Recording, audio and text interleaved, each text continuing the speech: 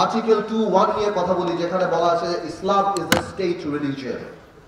আমরা ইসলাম is a state religion এবং অন্যান্য ধর্ম, হিন্দু, বৌদ্ধ, খ্রিস্টান, তাদেরকে তাদের সিকিউরিটি এবং তারা জানি ইকুয়ালি ধর্ম পালন করতে পারে, এই ব্যাপারে আমাদের ধর্মে বলা আছে, আমাদের কনস্টিটিউশনে বলা আছে আর্টিকেল 2(1).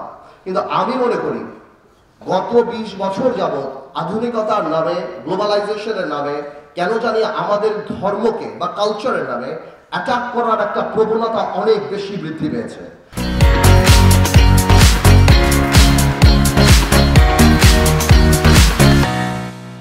আমি এটা লক্ষ্য করেছি গণজাগরণ মঞ্চের সেই বিপ্লবের পর থেকে অনেকেই সেই গণজাগরণ মঞ্চের অবস্থানকে প্রেমিস করে, তার উপর ভিত্তি করে আমাদের ধর্ম এবং আমাদের মহানবী সাল্লাল্লাহু আলাইহি ওয়াসাল্লামকে বিভিন্নভাবে কটূক্তি এবং অপমান করার একটা পায়তারা করা আরম্ভ করেছিল।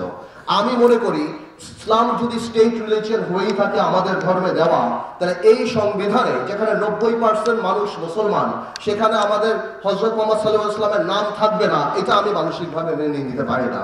আমি মনে করি অনেক, আমি জানি অন্য আইনে আছে যে ধর্মীয় অনুভূতিতে আঘাত আনলে 2 বছর কারাদণ্ড, কিন্তু অন্য আইনে আবার এও আছে যে জাতির জনক নিয়ে কথা বললে 5 বছর কিংবা 10 বছর কারাদণ্ড।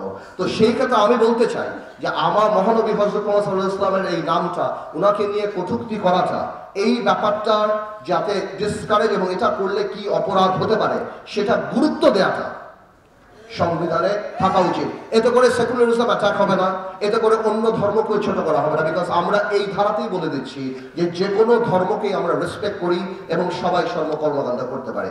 At the same time article 94 যেখানে আমাদের কোর্ট কিভাবে কনস্ট্রাকশন হবে সেগুলি বলা আছে, সেখানে আমি মনে করি মালয়েশিয়ার, ইন্দোনেশিয়ার আদলে যারা ইসলামিক ল দ্বারা পরিচালিত হতে চায়, ফ্যামিলি ম্যাটার্স আর অন্য ম্যাটার্স, সেখানে ইসলামিক ল এর প্রভিশন থাকা উচিত।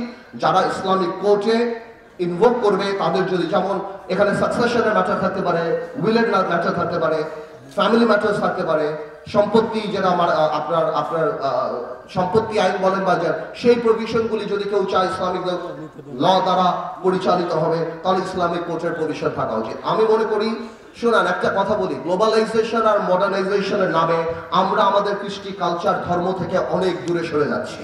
ধর্মকে সবাই আপ টু ডেট মনে করে না, বাট আমি মনে করি this is the perfect time that we should come back to our roots. আমাদের কালচার, আমাদের ধর্ম, আমাদের এই জিনিসগুলিকে আমাদের এখন ফিরিয়ে নিয়ে আসা উচিত এবং যথাযথ সম্মান দেওয়ার জন্য সংবিধানে এদের অবস্থান দেওয়া উচিত। এটা আমরা আমাদের এখান থেকে প্রস্তাব জানাচ্ছি।